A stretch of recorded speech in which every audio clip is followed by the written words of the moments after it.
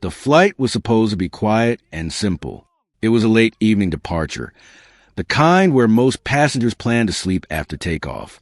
The airport had been busy, but inside the aircraft the lights were soft and calm. People were settling into their seats, placing bags in overhead bins, sending last messages before turning their phones off. In first class, near the front of the plane, a well-known billionaire sat by the window. Many people recognized his face, even if they pretended not to stare. He owned companies across different industries and often appeared in business magazines. He was used to attention. He was used to comfort. And tonight was no different. He adjusted his expensive watch and leaned back as a flight attendant offered him a warm towel. He gave a short nod, barely looking up. There was a small smile on his face, the kind that came from always being in control. He did not fly commercial often, but when he did, airlines made sure he was comfortable. A few rows behind him, separated by a thin curtain, sat people from different walks of life. A mother traveling with her young son, a college student reading a thick book, an elderly couple holding hands quietly. And in the middle of the cabin, by the aisle, sat a middle-aged man wearing a simple jacket and plain shoes. He carried no designer bag, no sign of wealth, just a small backpack tucked under his seat. He looked out the window for a moment before closing his eyes. He seemed calm, almost lost in thought. No one paid attention to him. To most passengers, he was just another traveler heading somewhere for work or family. The boarding door closed with a firm sound. The safety demonstration began. Some people watched carefully. Others ignored it. The billionaire glanced at his phone one last time before switching it off, clearly bored by the routine instructions. He had flown hundreds of times before. Nothing about this flight felt special. The engine started to hum louder. The plane slowly moved away from the gate and began taxiing down the runway. The cabin lights dimmed slightly. There was that familiar pause before takeoff, when everything feels still for just a second. Then the engines roared, and the aircraft rushed forward. As the plane lifted into the night sky, a few passengers gripped their armrests. The mother whispered to her son that everything was fine.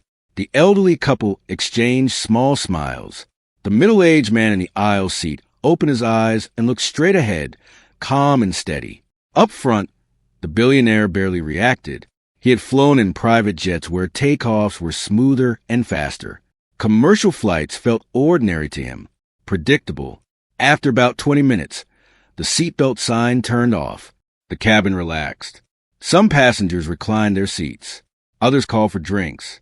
The soft sound of conversations filled the air. The billionaire ordered sparkling water and opened his laptop. Even at this height, thousands of feet above the ground, he was working. A large deal was closing the next morning. He liked being ahead of everyone. He liked knowing he could solve problems from anywhere in the world. Behind the curtain, the middle-aged man watched a flight attendant walk by. For a brief moment, their eyes met. She smiled politely. He nodded in return. There was something thoughtful in his expression, as if he noticed small details others ignored, the tone of announcements, the timing of service, the way the crew moved. Outside, the sky was dark and clear. The city lights below slowly disappeared as the plane climbed higher. It felt like any other flight, crossing the night. About an hour later, dinner service began. The smell of warm food spread through the cabin. Soft music played quietly overhead. The billionaire took a few bites but seemed more focused on his screen. He typed quickly, confident, and calm. Then, without warning, the plane shook slightly. It was not violent, just a sudden movement that made glasses rattle for a second. Some passengers looked up. The seatbelt sign turned on with a soft chime. Ladies and gentlemen, the captain's voice came through the speakers, steady and professional.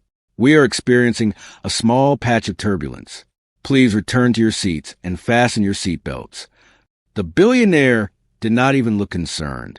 Turbulence was normal. He continued typing. The shaking stopped after a few moments. The cabin relaxed again. Conversations resumed. A few nervous laughs were shared between strangers, but something felt slightly different. The middle-aged man noticed it first.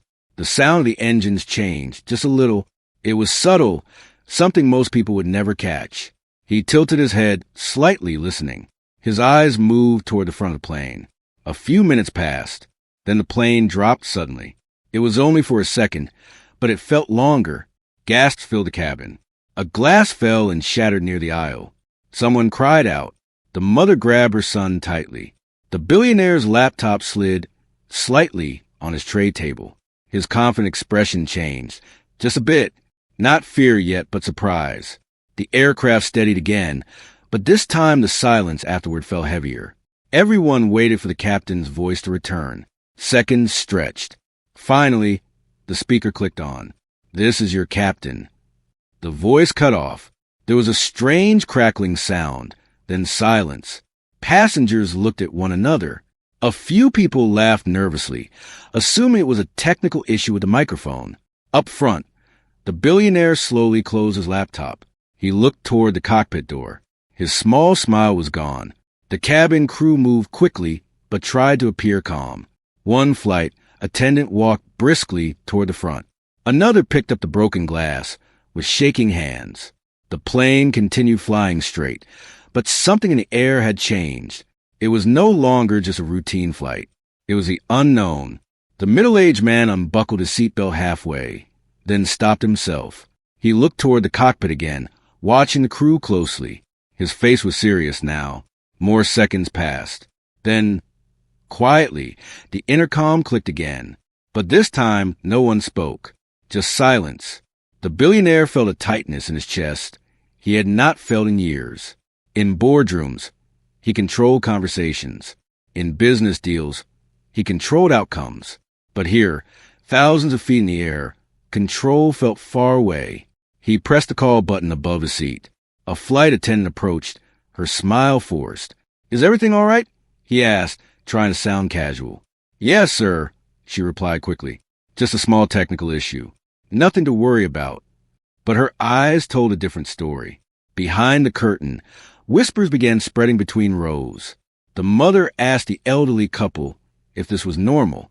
The college student removed his headphones, sensing tension. The middle-aged man slowly fastened his seatbelt tightly and took a deep breath. He was listening carefully now. From the front of the plane, there was movement, more than usual. The cockpit door remained closed, but two flight attendants stood near it, speaking in low voices. The billionaire noticed this too. His fingers tapped against the armrest. For the first time since boarding, he felt something he could not buy, negotiate, or manage: uncertainty. The engines continued their steady hum. The plane remained level, but the silence from the cockpit grew louder than any turbulence. Every passenger felt it in a different way. Some prayed quietly. Some stared at the ceiling. Some tried to convince themselves it was nothing.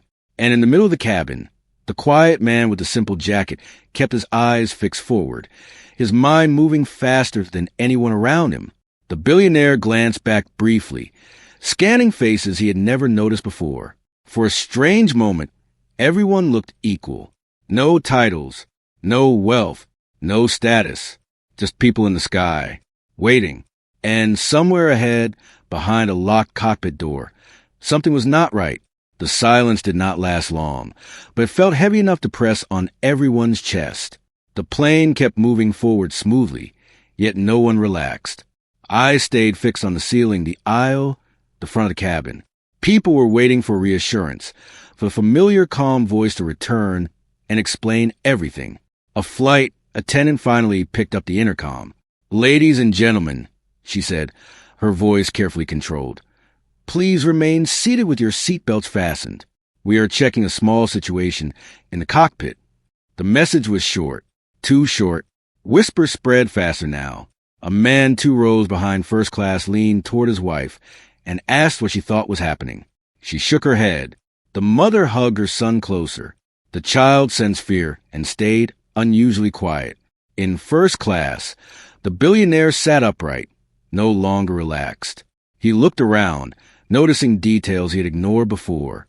The way one attendant's hands trembled slightly, the way another avoided eye contact, the way time seemed to slow. He had faced risk before.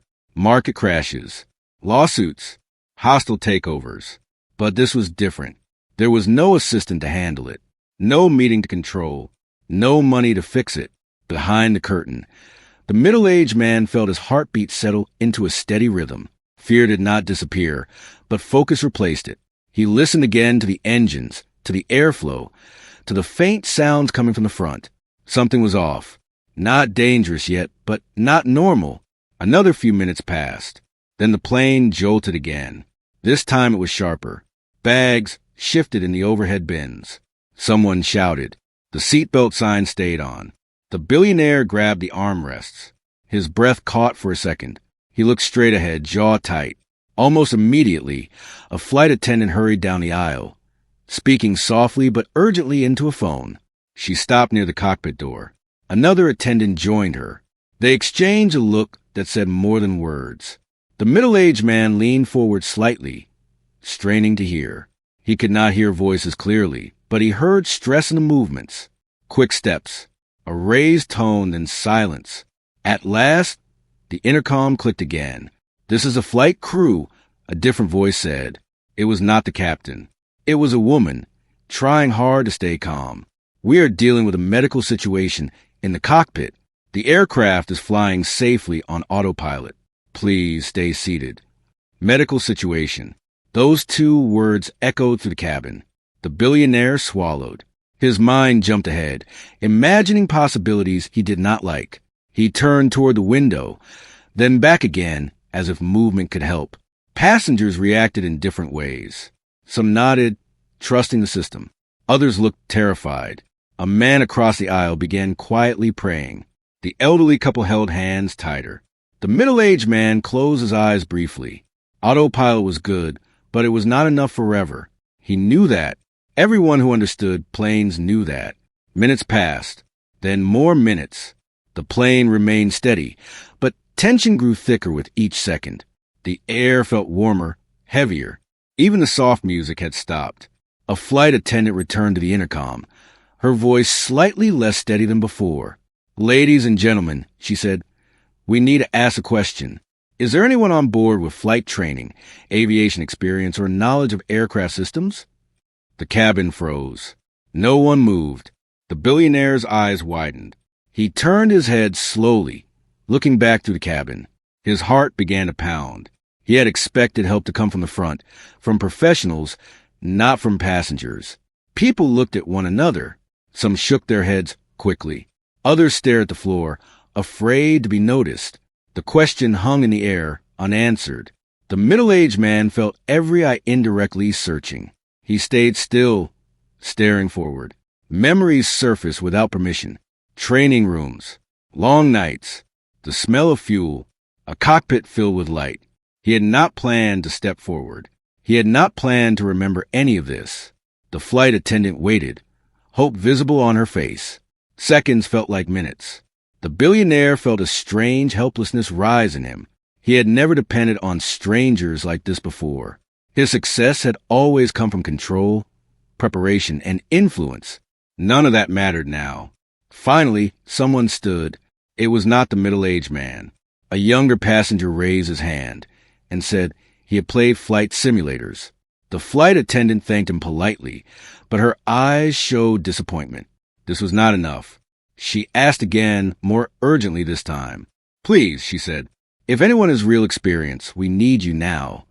The middle-aged man exhaled slowly. He thought about staying seated, about letting someone else speak, about the life he had built away from all this. Quiet, simple, but he also thought about the people around him, the child clutching his mother, the elderly couple, the businessman who, despite his wealth, looked just as scared as everyone else. He opened his eyes. Slowly, deliberately, he stood up. The movement caught attention immediately. Heads turned. The billionaire's gaze locked onto him, surprised by the ordinary appearance of the man now standing between rows. "I have experience," the man said clearly. His voice was calm, but firm. "I flew aircraft years ago." A breath was released across the cabin, as if everyone had been holding it. The flight attendant rushed toward him. "Please come with me," she said, relief and fear mixing in her expression. As they moved toward the front, whispers followed. Who was he? Could he really help? Was it too late? The billionaire watched him pass. For a brief moment, Their eyes met. The billionaire saw no arrogance there, no pride, just focus. The curtain opened. The cockpit door stood ahead. Before entering, the man paused. His hand hovered near the door. He felt the weight of the moment settle on him. Behind him, hundreds of lives waited. Ahead of him, a world he had left behind waited. He took one steady breath and stepped forward. The cockpit door opened, and a rush of warm air mixed with tension met him. The space inside was smaller than most people imagined. Screens glowed in the dim light. Buttons and switches covered the panels. The steady hum of the engines felt louder here. One pilot was slumped forward in his seat. The other sat back, pale and barely conscious. A third crew member was trying to support him while speaking urgently into a headset. For a brief second, the middle-aged man stood still at the doorway. Memories came back fast. The layout, the lights, the quiet pressure of responsibility that only existed in this space. The flight attendant closed the door behind him. "We're on autopilot," she said quickly. The captain collapsed suddenly. The first officer started feeling dizzy soon after. "We think it might be something they ate earlier. We've contacted ground control, but they need someone up here who understands the systems." He nodded once. His eyes moved across the instruments, taking everything in. Some of the screens were newer than what he remembered from years ago, but the basics were still the same. Speed, altitude, direction, fuel. He stepped forward and gently checked the controls without touching anything important yet. His movements were careful, respectful. He was not rushing. Panic would not help anyone. "How long have they been like this?" he asked. "About 15 minutes, the crew member replied. "Autopilot is holding steady. Air traffic control is asking for updates." He slid into the empty seat beside the controls. The chair felt familiar under him, even after all these years. His hands hovered above the panel before finally resting lightly near the yoke. He spoke into the spare headset. "This is a passenger with previous commercial flight experience. I'm in the cockpit now." There was a crackle of static. Then a calm voice on the ground responded, asking for his background and current readings. He answered clearly. He kept his voice steady, even though his heart was beating harder than he wanted. Outside the cockpit, the cabin remained quiet but restless. People were watching the front of the plane, waiting for any sign of what was happening. The billionaire had stood up briefly, but was asked to sit back down. He obeyed without argument. He felt powerless in a way he had never experienced before. In meetings, he made decisions that affected thousands. Here, he could not even see what was happening ahead. He stared at the closed cockpit door as if he could see through it. Back inside, the middle-aged man reviewed the flight path. The autopilot was set correctly. The aircraft was cruising at a safe altitude. Fuel levels were normal. Weather reports ahead showed some clouds, but nothing extreme. "Can you manage a descent if needed?" the voice on the ground asked. He hesitated for a fraction of a second. He had not flown commercially in years. But training never truly disappeared. "Yes," he replied honestly, "with guidance." The ground controller began calmly explaining the nearest suitable airport. It was not the original destination, but it was closer and had a long runway. Emergency services were already being alerted. He listened carefully, repeating instructions back to confirm. His mind felt sharper now. The fear that had tried to rise earlier was replaced by focus. He glanced at the unconscious captain. "We need medical support ready when we land," he said quietly. "It's already arranged," came the answer. In the cabin, a flight attendant finally made another announcement. "Ladies and gentlemen, we have someone assisting in the cockpit. We will be diverting to a nearby airport as a precaution. Please remain calm and follow all instructions." The word assisting brought a small wave of relief. The billionaire leaned back slowly. Someone had stepped up. Someone ordinary. He tried to picture the man's face again. Simple jacket. Calm eyes. He realized something uncomfortable.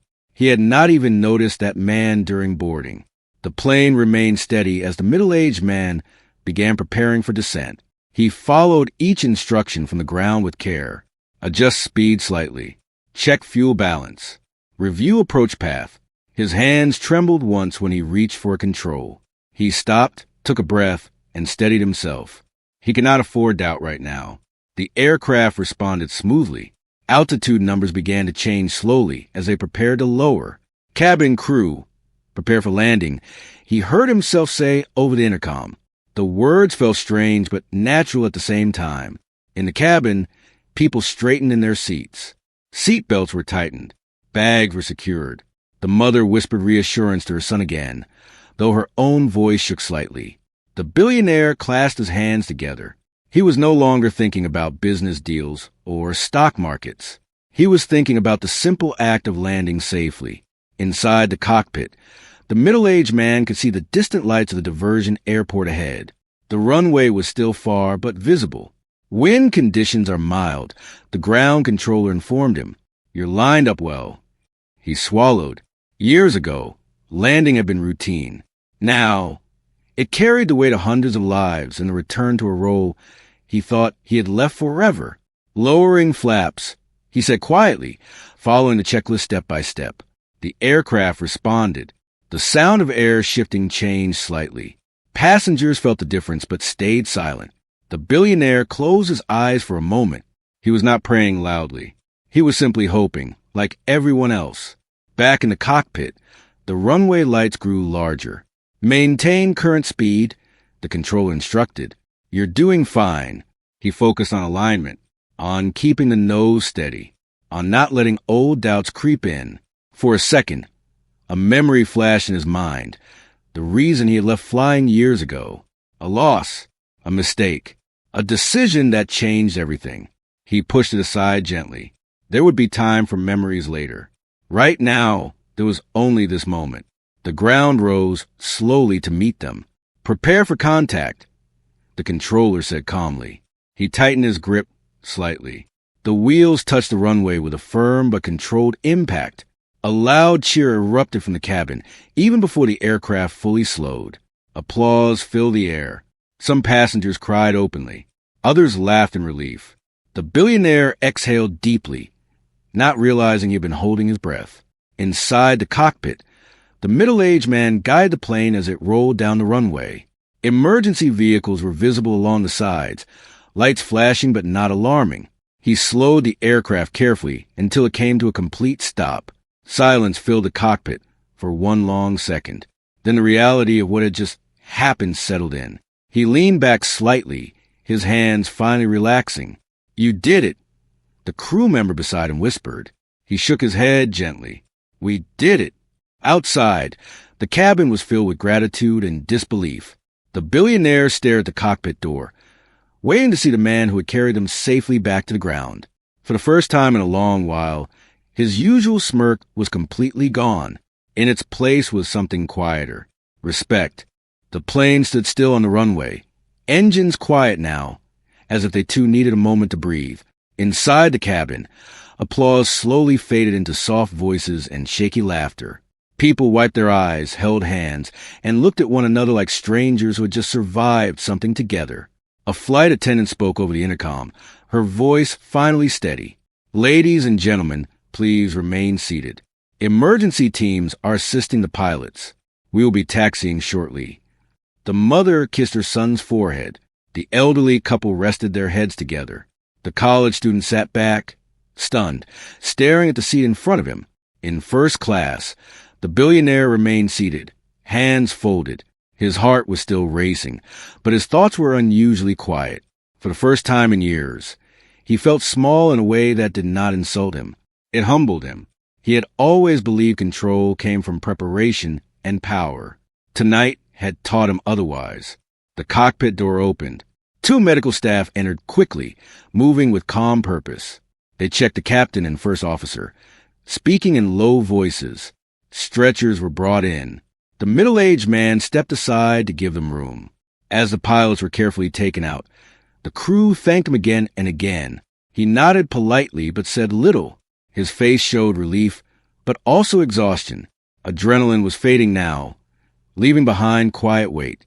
When the cockpit was clear, a crew member asked if he was okay. I'm fine, he said honestly. Just tired. They asked him to remain for a moment while procedures were completed. He agreed and stayed seated, staring at the dark windshield ahead. The runway lights blurred slightly as emotion finally caught up to him. Outside the cockpit, passengers waited. Some wanted to clap again. Some wanted to see the man who had saved them. Others simply wanted to get off the plane and touch the ground. The billionaire stood slowly when the seatbelt sign turned off. He did not rush. He waited as people ahead of him began gathering their things. He watched faces pass by, fear replaced by relief, strangers smiling at each other. When he finally stepped into the aisle, he saw the middle-aged man emerge from the cockpit. There was no dramatic music, no grand announcement, just a quiet man stepping back into the same aisle he had left. People noticed. Whispers turned into applause again. Someone said, "Thank you," out loud.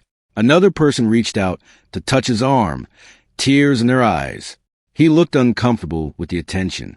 He nodded, offered a small smile, and gently made his way back toward his seat.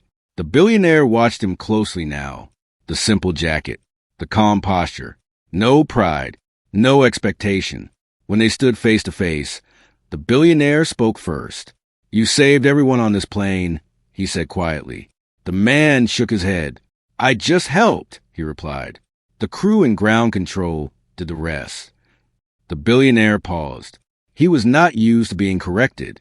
"Still," he said after a moment, "thank you." The words felt heavier than any business deal he had ever closed. They exited the plane slowly. Cool night air filled the jet bridge. Emergency lights reflected off the walls outside. Cameras flashed in the distance, but security kept them back for now. Medical teams moved fast. The pilots were taken away for care. Officials spoke with the crew. Passengers were guided toward the terminal. The middle-aged man tried to blend into the crowd. He picked up his backpack and walked quietly, hoping not to be stopped. But the billionaire followed. "Wait," he said. The man turned. "I want to help you," the billionaire continued. "Anything you need, a job, support, I can open doors for you." The offer was sincere.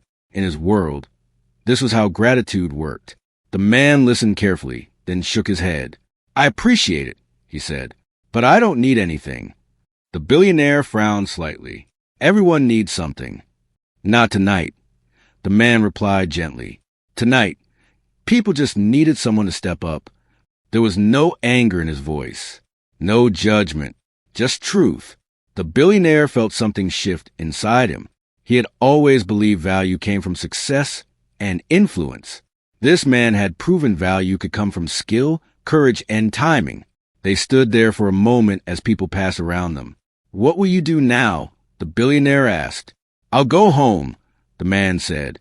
"Tomorrow will be a normal day again." The idea felt strange to the billionaire. Normal had never sounded so powerful. They shook hands. The billionaire's grip was firm, respectful. The man's grip was steady.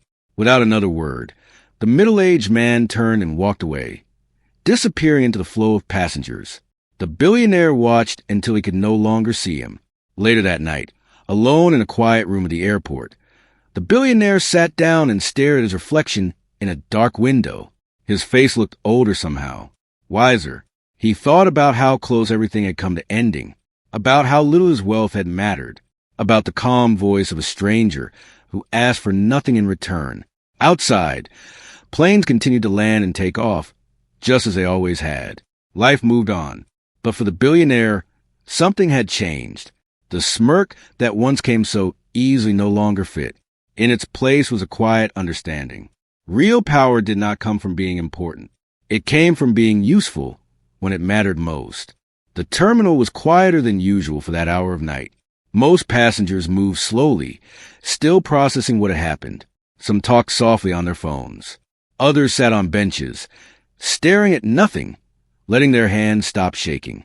The middle-aged man walked to the terminal with his backpack over one shoulder. He kept his head down, moving at a steady pace. He did not want attention. He did not want questions. He wanted to return to the life he knew, the life he had chosen after walking away from flying. But memories followed him. Every step echoed with the sound of the cockpit, the beeping alerts, the calm voice from the ground. The moment the wheels touched the runway, he could still feel the controls under his hands, solid and real. He stepped outside into the cool night air and paused. The sky above the airport was clear. Stars were faint but visible. He took a long breath, feeling the tension finally leave his chest. Across the terminal, the billionaire sat alone near a window, waiting for his driver. He had refused a private room. He wanted to sit among ordinary people, at least for a while. He watched travelers pass by, each carrying their own quiet stories. His phone buzzed with messages, missed calls, news alerts. His assistant wanted updates. Business partners were asking if the deal would still close in the morning. For the first time, he did not answer right away. His thoughts were somewhere else. He kept seeing the man's face, not during the applause, but before it, the moment he stood up in the aisle. No drama, no announcement, just a decision. The billionaire had always believed bravery looked loud, confident, certain. Now he knew it could look quiet. Across the airport, passengers from a flight were being offered water and snacks. Some gave interviews to local reporters. They spoke about fear, relief, and the stranger who had helped land the plane. He didn't even tell us his name, one woman said. That's what made it more powerful, another replied. The middle-aged man avoided the cameras. He slipped past security and stepped into the parking area. His phone buzzed too. A few missed calls from family. He typed a short message. I'm safe. Flight diverted. We'll explain later. He stopped there. Some things were better said face to face. As he waited for a ride, his mind drifted back years. He remembered the day he had decided to stop flying. It was not one single event, but many small moments that piled up. Long nights away from home, missed birthdays, a loss he never fully spoke about. Flying had once been his whole identity. Letting it go had felt like losing a part of himself. Tonight had brought it all back, but it had also shown him something important. He had not lost that part. He had simply carried it quietly. Back inside the terminal, the billionaire finally answered his phone. His assistant spoke quickly, relief clear in their voice. He listened, gave short instructions, and ended the call. He looked at his reflection, in the glass again. The confident expression he had practiced for years did not come naturally anymore. He thought about what he would tell people tomorrow. The media would ask questions. They would want quotes. They would want lessons. For once, he did not feel the need to control the story. He stood up and walked toward the exit. Outside, flashing lights from emergency vehicles still lit the edges of the airport. The billionaire's driver opened the door of the car, but the billionaire paused before getting in. He looked up at the sky. Just hours ago, he had been suspended in it, trusting his life to systems he barely understood and a stranger he had never noticed. The ride home was quiet. Over the next few days, the story spread. Headlines talked about a diverted flight and a passenger with experience stepping in to help. Some details were wrong. Some were exaggerated. The man's face appeared briefly in a blurred photo taken from far away. The billionaire saw the headlines but did not correct them. He attended meetings, signed documents, closed a deal, but something was different. In one meeting, when a junior employee spoke up with a careful suggestion, the billionaire listened instead of interrupting. In another, when a mistake was admitted, he did not raise his voice. People noticed. They said he seemed calmer, more patient. He did not explain why. Meanwhile, the middle-aged man returned to his routine. He woke up early. He made coffee. He went to work. His co-workers noticed nothing unusual. He did not tell them about the flight. At home, he finally explained everything to his family. They listened in silence, eyes wide. You flew the plane? Someone asked. Not alone, he replied. And not like before. That night, he slept deeply for the first time in a long while. A week later, an envelope arrived in his mailbox. There was no logo on it, no return address. Inside was a short handwritten note. Thank you for reminding me what really matters. Nothing more. He smiled softly and placed a note in a drawer. Life continued. Planes kept flying. People kept traveling. Most flights landed without stories. But somewhere between the sky and the ground, two lives had shifted course. One man learned that power could disappear in an instant. The other learned that purpose could return when needed most. Neither of them sought attention.